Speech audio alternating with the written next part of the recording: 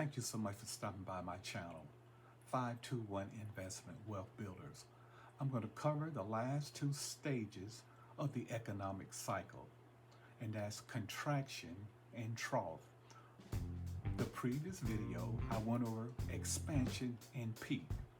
Now, in the contraction stage, a correction occurs when growth slows, employment falls, and prices are stagnant. A correction is defined as a decline of 10% in the market. The trough stage is when the economy has reached a low point, with supply and demand hitting bottom before recovery. The low point provides an opportunity for individuals and business to recover their finances in anticipation of a recovery. So, the four economic cycles are expansion, peak, contraction, and trough. Now, if you listen to any of the business news shows, you hear them saying we're in a bull market. When did this bull market start? October of 2022, when the S&P 500 reached its most recent low from 3,600 to 3,800 range. Again, the bull market started when in the S&P 500 when it reached its most recent low. Bull markets are normally occur during the expansion phase of the economic cycles. Again, bull markets normally occur during the expansion phase of the economic cycles. Now I want you to listen to this. We are at near all-time highs in the market. The S&P 500, the Dow Jones, and the NASDAQ 100 are all within their record high. It may be at the recording this video up a little or down a little. But my point I'm making here is they are at their all-time high. Either they touched their high, they passed their high, and they may have retracted a little, but they're up. Now, the S&P 500, I know you probably heard a lot about the S&P 500, is hovering at all-time high.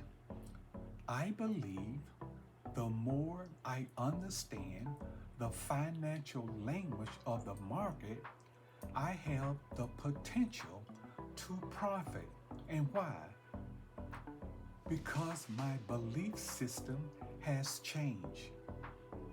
I'm determined to learn more of the financial market.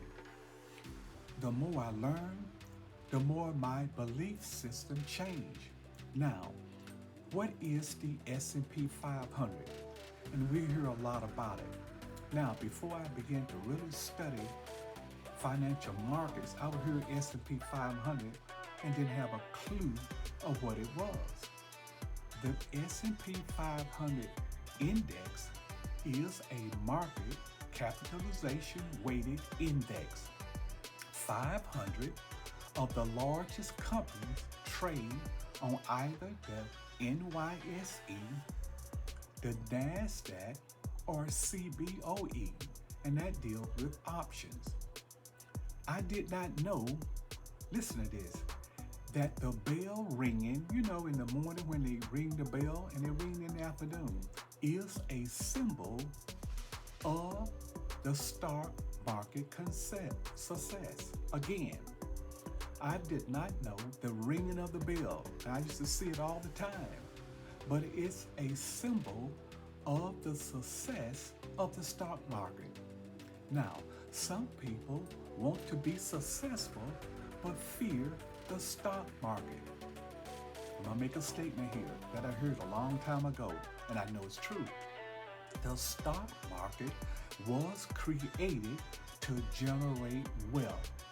And over time, the stock market will go up. The stock market was never designed to go down. Generational wealth is created by things going up, not by things going down. But when things go down, and I'm related to markets, that gives you and I an opportunity if we're not fearful. Now, listen to this. The bell, when they ring it, is activated by pressing a green button 10 seconds before the markets open and 15 seconds before the market closed.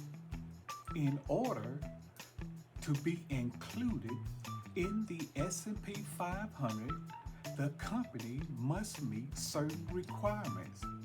A market cap or capitalization of at least, listen to this, $14.5 billion. All companies in the S&P 500 are based in the US, but many have global reach. Now, I invest in many of these companies, and you probably invest in them too. But again, the S&P 500 is near, or at the recording of this video, is past its all-time high.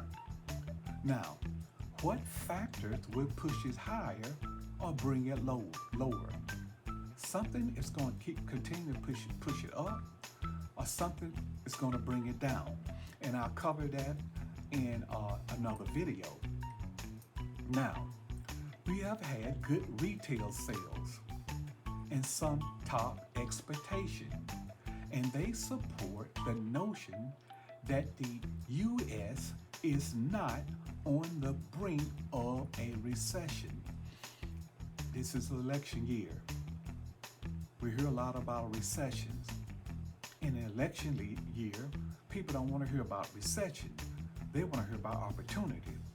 Now, a recession is a significant, pervasive, and persistent decline in economic activities in goods or services. They may last as little as a few months, but the economy may not recover from its peak form for years. The most recent recession in the United States was called the Great Recession, and that lasted from December of 2007 to June of 2009. The length of it was 18 months. The GDP, or gross domestic product, declined 4.3%, and peak unemployment was 9.5%.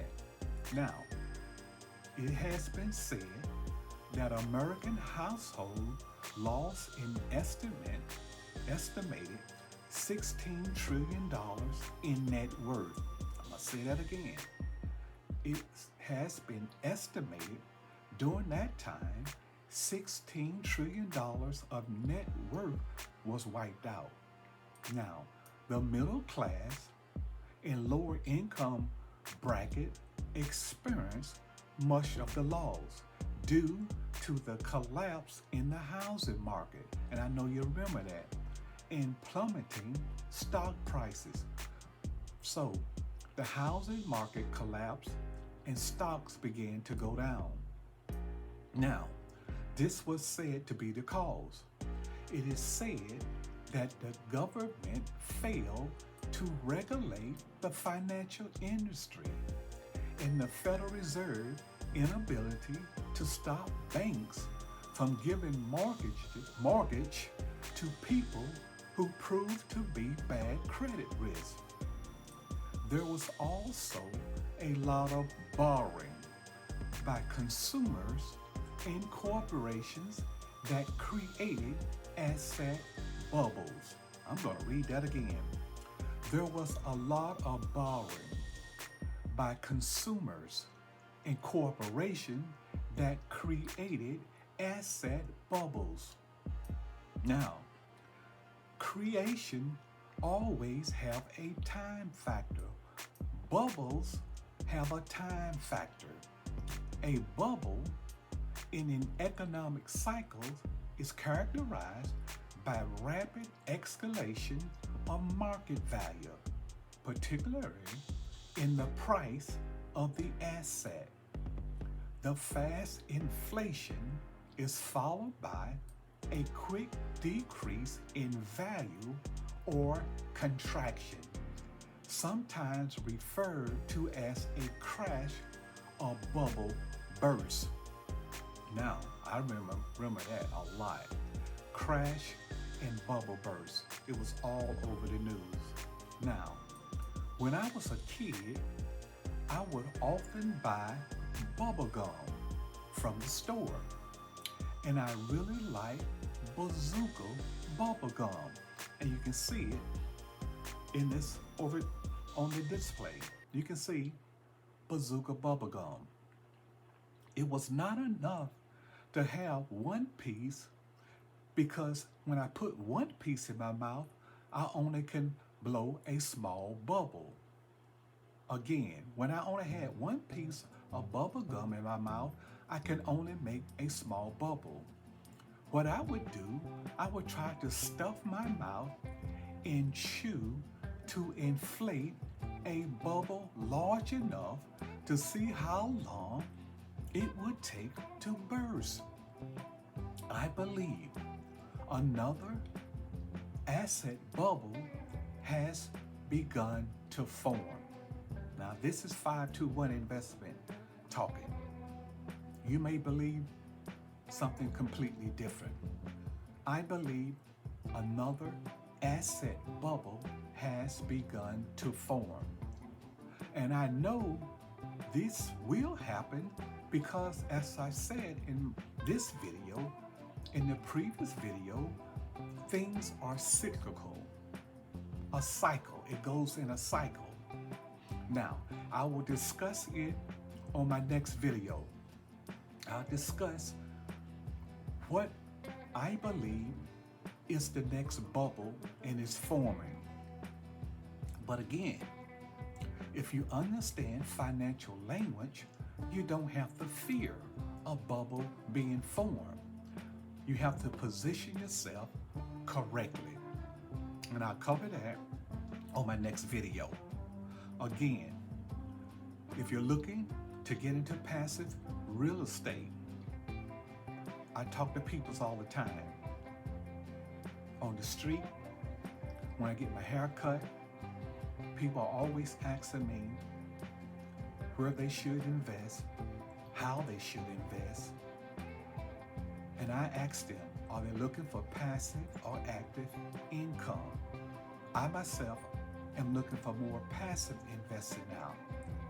But I'm probably going to do some local projects, active investing. Again, I'm probably going to do some active investing, but I'm going to keep my hands off as much as possible. I want to be a lender.